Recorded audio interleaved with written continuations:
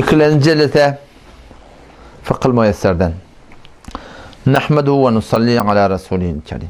Hop, dersimizin idini alkı deyli dersimiz henüz adab-ı kazaya hacet.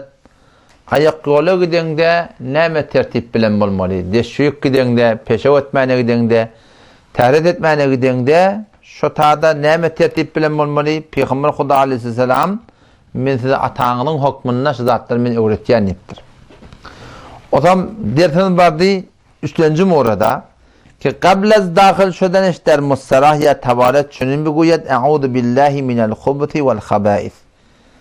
Yani ayak kolu girmeken berden barşına girmeken şunu okuymalı. Muhtelif dualar ba inni şun bir murdan istat edipdirler. Kamil näme awwal başdan bismillah diýen.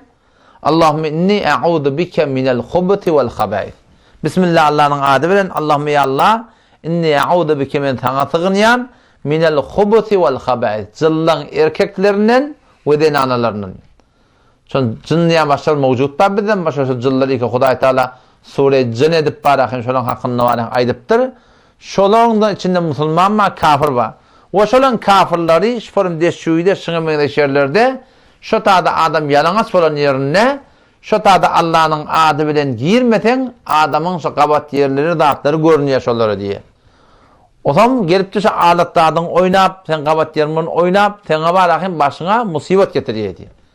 O şotadan Peygamber Huda sen öwretdi bir adam ayaklara girmeke başyny adı bilmeden sefen bismillah diýip girdi, girmeden önce bismillah diýip girdi. Şi bismillah şu jylla bilen şeytanlar bilen arada perde bolýar. Biz olara kullanýar şu toratanda gabat yerlemet görünmeýär diye. O şotadan şu denan oglan uşaklary dağıtlara şunu öwretmekdik gerek yani jinlar dağıtla şu bir adam musallat bolaýarlar. Qyýda olallamydy we erkek olallamydy hatta qyýda olallar şu aynaň önünde durup beter awdallanmaklygy, zat etmektigi hewara habardar bolmaly. Şo jylla şodatlar gowurýarlar. O şodatlar üntün berip aynaň önünde zor beýle şeýle darap otursa, şoňa toram jylla musallat bolýar, aşyk bolýarlar we şon marahim heledi bolýarlar, jyn ýa erkek jyllar. Şo taýda oglan uşak şodatlardan hewara habardar bolmaly yani. Hop derse öwreýdi. Ve kesi kemi khad der dest sahra qazay hajat namayat. Pes bayat in ibaretler der hengami bakhanan ki cami khişle adusa pa bala mizanet.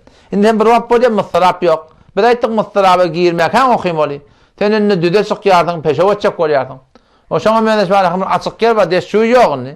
Giýje görümde şo taýda awratyň açmakan şu etek oturmandan awratyň açmandan önce ýanky dogany okumak gerek. Bismillah. Allahümme inni a'udu bike minel hubuti vel habais. Dördüncü muratda deyipdir ki sol ayak bilen ayak gola girmeli, sağ ayak bilen ayak golan çıkmalı. Fakat ayak golunda göründe hammamda şeyde. Hammamda şun hukmunda. Elbette hammamın dogaty deşüğün dogatından fark etýär. Deşüğün dogatından fark etýär. Bäri başa la ilahe illallah diýmeklik hammama girmeken. Ýokda Allahümme inni es'elukel cenne ve a'udu bike minen nar diýmeklik hammamın bir dogalaryň biri. Ýokanda bir dogat var, dinle çolo sorak Bismillahirrahmanirrahim. E'udu billahi minen rizqin nesil habisi şeytanirracim. Şey hammamın dogalary. Girmeken şu dogaları okuyup da birden bir okuydan bolýar, şol kifayet etýär yani. Haytını okuyup okuýanmaly. Hammamada girecek olan şeyle tolayak bilen girmeli, ayak girecek olan tolayak bilen girmeli, çıkanda tagayak bilen çıkmaly ikisinden. Indi bir zat bolýar wede, şunu ayet etmeli.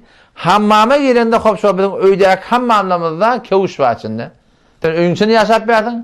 Ya ne kadar hadis şöýlere var ýa hem kewuş goýupdyrlar. Kewuşun daşarda çykarmaly, adam içerik bar onun kewuşun gelmeli. Şonda içerde de bir sünnet bar. O näme? Peygamber Hudaý aleyhisselam her bir dada tagdan başlamaklyga bolýardy diýe. O kewuş gelene önce tagy ýermişdik, soram toğry ýermişdik. Çykaran önce sol çykarmışdyk, soram tagy ýermişdik da. Indi sen deşik ýerjek bolýan, hammamy ýerjek bolýan. Unda kewuş goýupdyrlar. Sen soğlayan bilen girten, o soğlayan kewşet alacak bolan, bu taýda bir musab senden terk boldy, sogapdan galýatyň. Näme etmeli? Soğlayan goýmaly kewşüň üstüne. Önce tagayan gaýmaly, soňram näme etmeli? Soğlayan gaýmaly. Şunu bilýän? Sonra çykjak bolanda, soğlayan çykaran kewşüň defetine goýardyň, çykjak bolanda tagayak bilen çykýardyň, sonra soğlayak bilen çykýardyň. Şunu bilýän näme? Şu kewşeki içerde du, sen şoňa soğlayak bilen girip önce soğlayan girecek. Kewşüňe taýjak goýan bir musab senden terk bolýar. Günäkärçiligi ýok etmäniň bilen. Nima sen sogapdan galýatyň? Şu togab etjek bolsaň, deşik girende, hammama girende öňde köş goýupdyrlar, toğlayak bilen dogan okyp girýärdiň, öňçe toğlayan köşüň debine goýardyň, o köşü giýmýärdiň. Gitagaýan talaň köşe girýär, ondan sonra toğlayak talýardyň. Çykjak bolanda da öňçe toğlayan çykaryp köşüň debine goýardyň, on tagayan köşden çykaryp bana tagayan öňçe deşik hamdan çykarmaly, toğran bana toğlayan çykarmaly. Şu torada bu da musahabatın biri, bir raayet eti Allah Teala'dan ecrini alır, raayet etmeyenle bile onun var, günahkarçılığı yok. Hop, öyle açıklayın onunla. Ondan sonra ne ediptir? Der hengamine şesten beraya kazaya hacet, berpaya çepek işçek yekonet. Zira inkar, der birun amelen metfu yari konende teres. Oturanda ne yaparım oturmalı? Oturanda sağla ayağa yaplanıp oturmalı. Bir hukmu şer'i de, bir hukmu teppi itaatini sağla ayağa yaplanıp oturanda, şu peşevet yamatın, dehret et yamatın, şu peşevet dehretin yengil çıkmaklığına sebep oluyor diye. Bu vakitlerde bolyandır ki o da sebep oluyor da, ben marahim, peşevet akım umumen rahatrak kayıtıya, dehret kayıtmayacak koptuğun vakitlere oluyor. Sonra şu yımrını duvup, şu soğal bakının üstüne şeyle koyup da var ağram versen, sonra adamların teregi yengilrak kayıtıya. Kağıt oluyor, içine yel kapıttır. Ortada yel du çıkanak, sonra da soğal yımrını duvup, şu sol bakının ağzına koy akamda ödüne ağram versen rahatçık şol yankı yel ya terek rahatçık çıkyandı.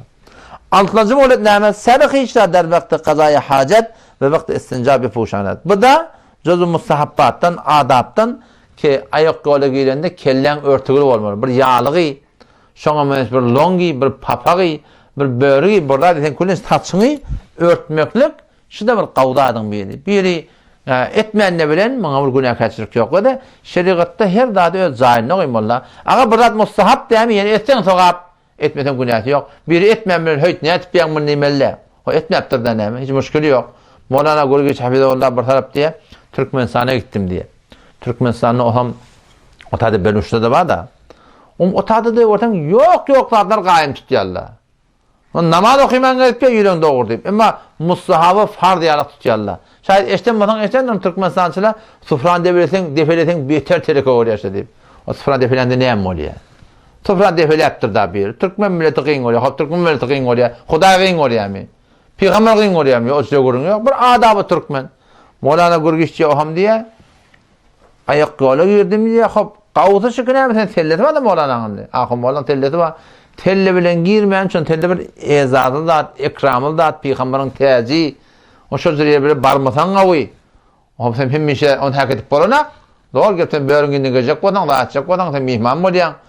O sen mihmançylyk ýok, hemije men girjek da. Günä bar, günä ýok. O men şondan ne girdim diye, telle bilen aýaklara girdim diye, çykdym diye. Daşarda türkmeniň biri bir gahardan bir dyzdyýa diye maňa, bu da türkmen düşünýär da. O maňa dedim diye, "Mun näme etjek?" dedim diye adam. Sen bular mustahap diýdim diye. Bu saqqal sünnet men mustarab etdim dedim diye da. Mun näme etjek dedim diye da. Şunda bilemeden gelme. Taqqal sünnet peýgamberden de süýüp girip durdum diye. Telle bilen men girimde näme bolýar diýipdir da. Her zady öz zaýyny goýmaklyk gerek. Hop ondan sonra der surak pişap nakonet. Düzde sen datda peşevetçek olan bir deşikte datta peşevetmelle.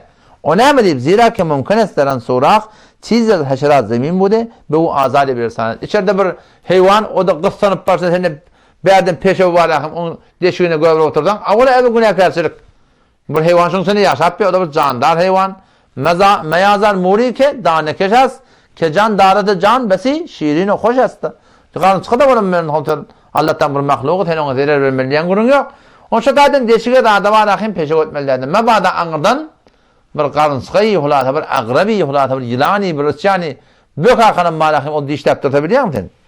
O näme kadar kıyım bolacak şondan. Sen gıýgırarsyň, sen ota dadyň eşitjek ýok, şoňa habardarak bolmaly. Derrah ve der Gulistan pişa metfun nakunet. Yol.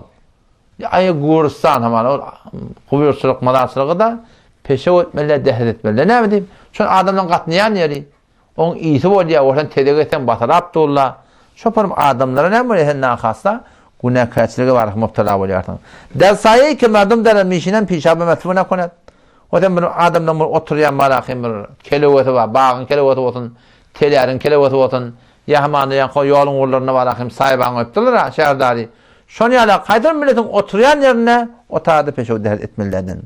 Dermekan iken merdum denen içtima mi konen ve bahem sokan mi guyen ama üçlüyen yer var. Şu da peşevrat etmellerden o 11'den sineme bir miwa bağı ki var ahim şuna aşağı miwa iyi yerlerde adet yerler.